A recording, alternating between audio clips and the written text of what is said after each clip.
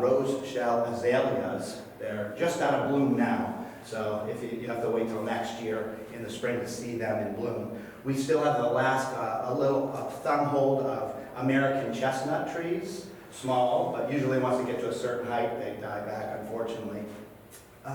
And we also, that park as well as Big Creek Park and Eldon Russell Park are home to this bird, which is super rare. It's the cerulean warbler, and it is on the brink of becoming an endangered species. So critical forested habitat along stream valleys is really critical for this bird. So I don't see too many, but I know if I want to go see one, Swine Creek Valley, I can go here to Big Creek Park.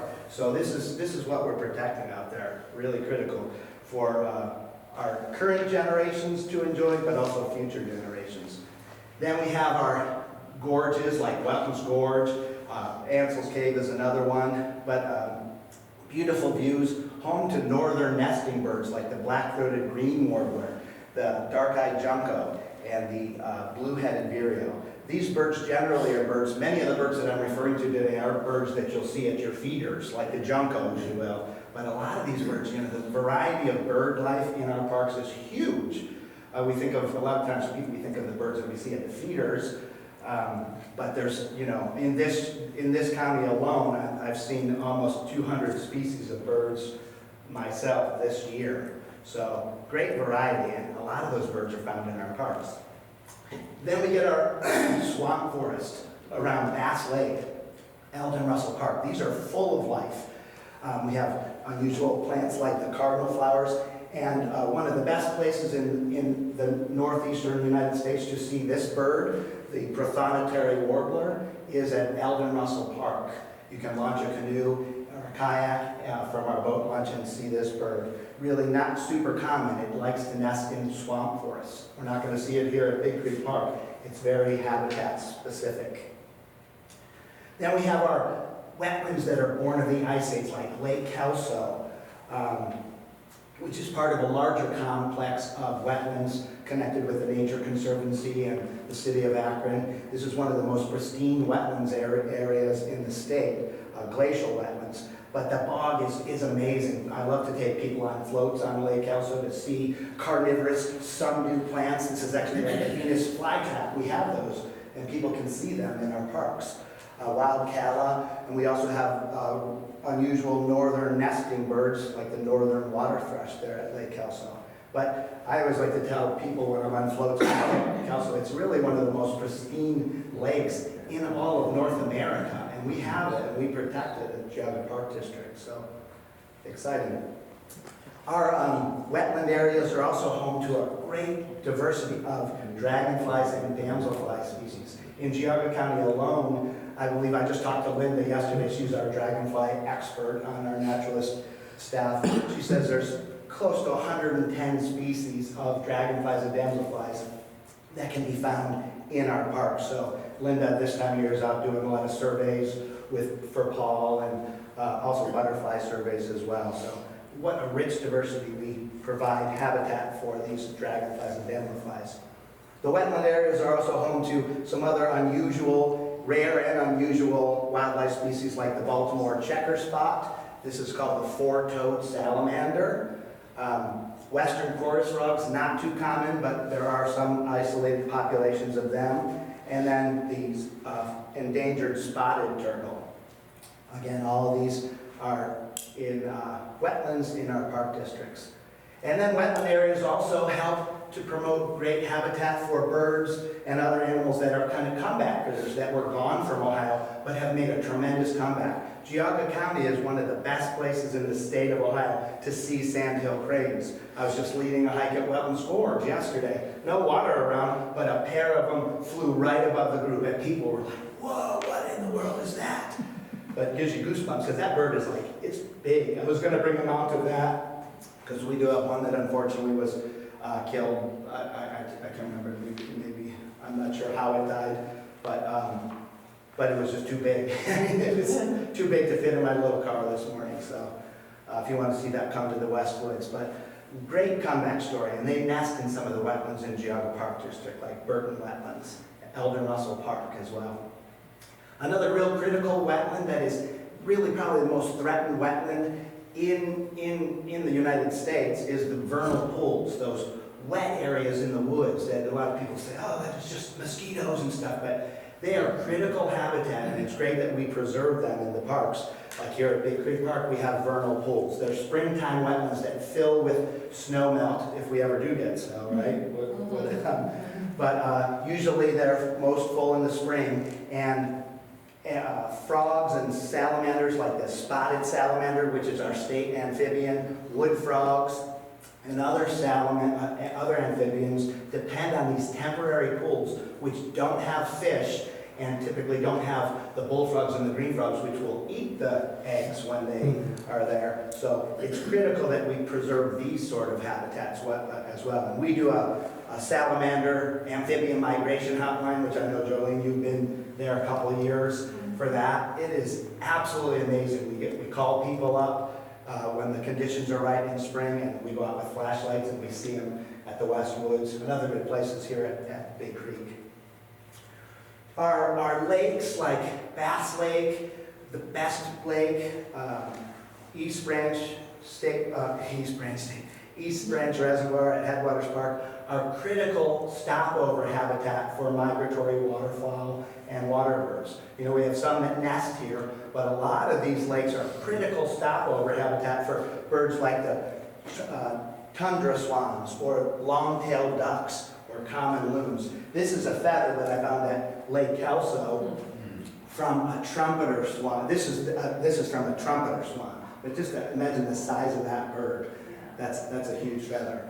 So critical habitat for those critters. And I'll tell you, there's just such a great variety of waterbirds that use our lakes, especially during migration. And then these are a thrill for everybody. I do bald eagle hikes, kayak trips, van trips. I take people out to see these things. This is in our park. This is at Headwaters Park. This is not this year. The young have already fledged, believe it or not, left the nest. But these are from Headwaters Park. We also have a nesting pair of bald eagles at Bass Lake. But they're a really great, tremendous comeback story. In 1979, there were only 4 bald eagles nests left in the state of Ohio. But through proper wildlife management and the banning of the pesticide DDT, which really caused trouble for the eagles when they sat on there. Basically, that chemical got into the lakes, fish, that absorbs into the fish, the eagle eats the fish, then it weakens their eggs, so when the eagles would incubate, it would crush their eggs. So people, you know, maybe we had we definitely had a hand in causing this animal to almost go extinct, but also people found the solution to bring it back. So people are thrilled to see this, as I am. Also thrilled, I can go on a kayak trip on Bass Lake or on the Elvin Russell Park. I can stand on the boat launch, especially in winter, and see river otters at play in our parks. They were reintroduced into the state in the 1980s, and now they can be found in multiple parks, the West Woods, Elvin Russell, Bass Lake. Unfortunately, this otter here was killed by an automobile, but we did get the pelt, so if you want to feel what the pelt feels like, just pass it. Pass it. Oh yeah. Here's now another comeback critter that has come back. I'm almost done, John. I'm doing okay. I'm going to show you some signs of a critter that we have that has made a comeback in Ohio. Still a state endangered species, but we'll see if you can guess what this is. I'll show you a couple signs. These are footprints not too far from Clarendon Woodlands Park of this animal. And you can't see there's a foot right there, but my hand would be about the size of these footprints. This was at Clarendon Woodlands last April, not this past, but a year ago. This was a log right near the nature-based playground. There was this log that was ripped apart by something. And then I was leading a hike with a group of people, and they found what a total nature nerd I am. And we found this pile of scat. Starts with an S and it ends with a T. Comes out of you and it comes out of me. I know what you're thinking, don't call it that. Be scientific and call it scat.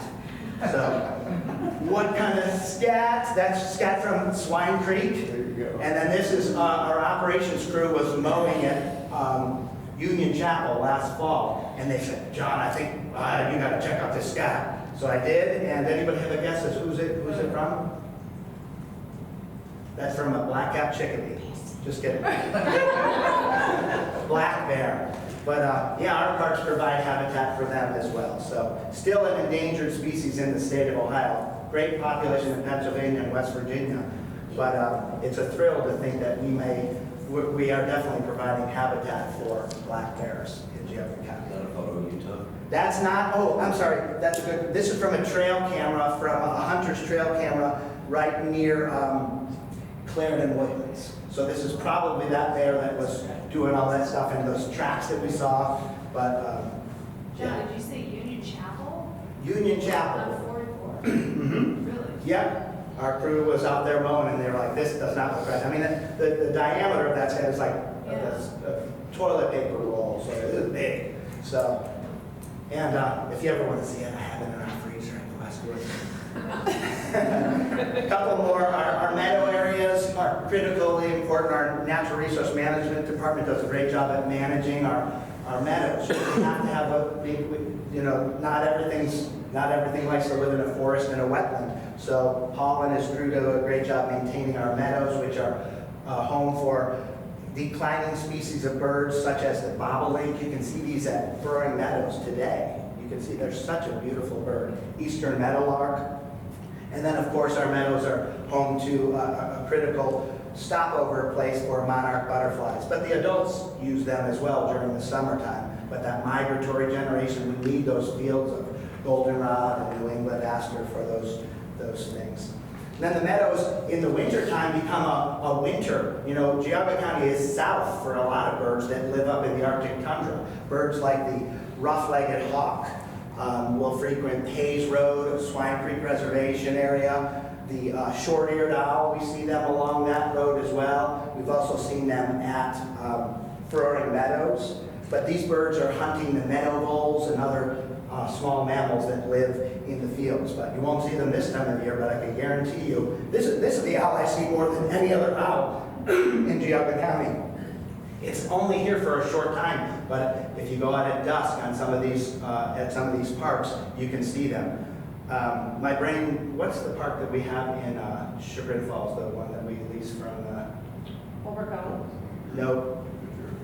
Madru, yeah, there's a pair. Our natural resource management guys found a pair of them. And right at Madru, at dusk in the winter, you can see these birds flying over the field. And they have a bark like a dog. So, and this bird right here actually was found near Chickagami Park. This one is, we found, this one was killed by a car and was found by some Amish kids. And they know I'm a bird nerd, so they contacted me and we got this mounted for the park. But this is a long-eared owl, a lot smaller than the great horned owl. But 2 years in a row now, I've seen them in the wintertime at Froring Meadows. So critical habitat too for overwintering birds and things. And then of course we have the brook trout. You've heard lots of stuff from Paul here about the brook trout, but we have, protect spring brook and woody brook, which is the last remaining population, native population of the brook trout. I do have a amount. This one was from our aquarium. This brook, in the wild, they're not probably going to get, most of the streams they live in are smaller, so this is from a fish that lived on a happy life with us in our aquarium and was well fed. But they can get to be that big, but beautiful fish nonetheless. And then our streams are full of a lot of great little fish. You know, when I'm leading hikes, oftentimes people say, oh, look at the minnows. Those are minnows. But we have a couple species of minnows in our streams, but we have a lot of other little fish that aren't really minnows. Like, look at that rainbow darter. That's a beautiful fish. Red-sided dace, mottled sculpin. All these are smaller fish, but they really depend on the clear waters, the clean, clear waters that we have in our parks. And then this is Affelder Falls, and Affelder Falls at the West Woods. This thing can rage when it's after a rainstorm or a snowmelt. But it is home to the greatest diversity of salamanders in the county. Slimy salamanders, long-tailed salamanders, two-line salamanders, and northern red salamanders are just a few of them. So great place to see them, and we get people out to see them. Plus, we have a lot of historic resources. We have Ansell's Cave, we have old mill sites, sugar bushes. This picture was taken at Ansell's Cave in about 1910. And I always like to, when I get people out there, I show them that picture and just say, how different people look back in those days. The long flowing dresses for the women, the tie for the men and the boys. And we also have that great sugar bush. A lot of parks don't have that. And we have a great maple sugaring operation. Our construction crew does a great job operating that sugar bush, making the best syrup I've ever had in my entire life. And I'm not just saying because I get a free jug every year. It's really great. And we provide that historic reenactments, give people an idea of the history of maple sugaring. And then there's Observatory Park. It is one of the only, I don't even know if there's another one in the state. If there is, there's one. This is an international silver-tiered dark sky park. The night sky is a fragile natural resource, which is critical that we provide this protection for it. This is a park that's a little further out, and that's good because it's away from the city lights. So what that means is during the daytime, visitation is not huge, but when you get a clear night, our astronomer is full of people. That big event that we had, what do we have, the Aurora Borealis last month or so, had about 2,000 people that attended that. So, and we provide lots of great recreational, obviously, activities, programs for people to get out and enjoy the parks. That's the big thing. I think the more people feel connected to the land, the more likely they will be to protect it. And we're always teaching kids and giving them opportunities. I think when you get them when they're young, we make the biggest impact for sure. And Geauga Park District's natural areas provide us the opportunities to relax, recharge, rejuvenate, and revitalize. All in all, wellness of our park's natural system also means wellness for our park patrons. And that's all I have. If you would like to, maybe during executive session, if you don't have anything else to do, you can come up here and take this. I will leave this. I'll be here for a while. So thank you for having me.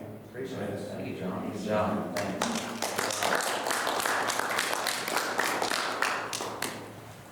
Thank you, John.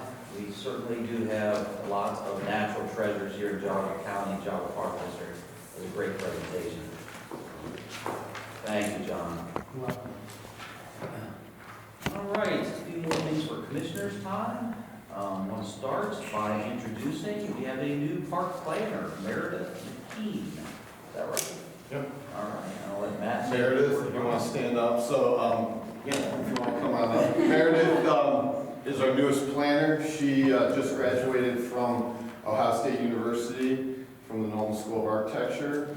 And Meredith is also a graduate of Chardon High School. So she's coming back home to start her planning career here with the Park District. So if you want to say anything, Meredith? No, I'm just very happy and excited. Everyone here has been so helpful and nice, and I'm happy to give back to my community. It's nice to be back in Chardon.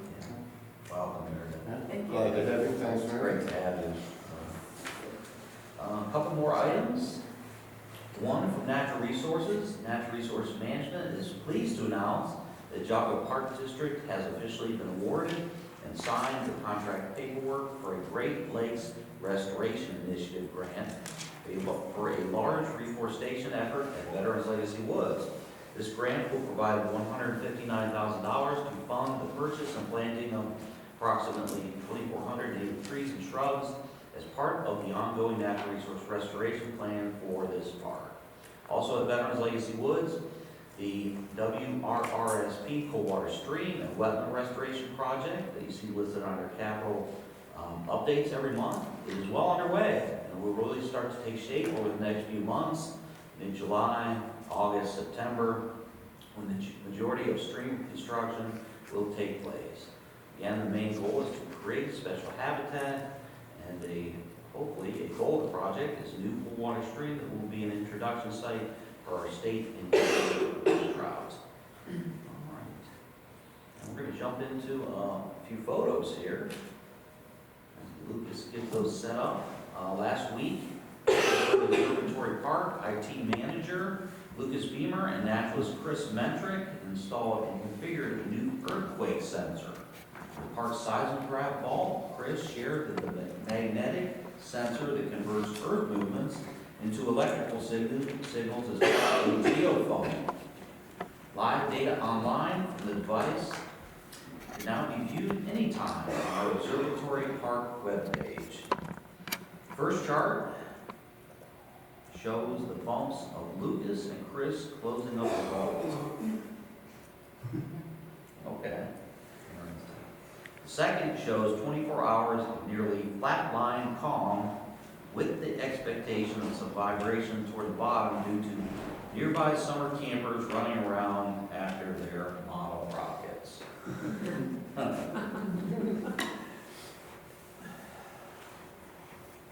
So the new geophone is working. All right. We're going to show you some pictures of this May. We finished up another year of nature scopes with our binocular blitz and graduation programs held at the Rookery. In total, 5th graders from 10 schools attended these field trips with an attendance of 883 students and teachers. Nature Scopes is funded with primary support from the Foundation for Jogga Parks, culminating in these field trips where students learn they get to keep the binoculars they've been using all year. John, is that a bear in the background? Yeah, there's a bear. But, yeah, that would be great. So thank you to all of our schools that we collaborate with, all of our science teachers, and especially thank you to our naturalists. You guys do a great job with our Nature Scopes program. And last but not least, in May, the Naturalist Department held a total of 131 programs with total attendance of 4,546. Great job, staff. Great job, everyone. All right, I miss anything, Sandy? No. Okay, thank you. Thanks for the update. With that, anything from commissioners for commissioners' time? I have nothing to propose for executive session. Do any of the commissioners? Announcement of our next board meeting is July 15th, 2024, 8:30 a.m. at this location. And with that, entertain a motion to adjourn. So, make a motion. Second. Okay.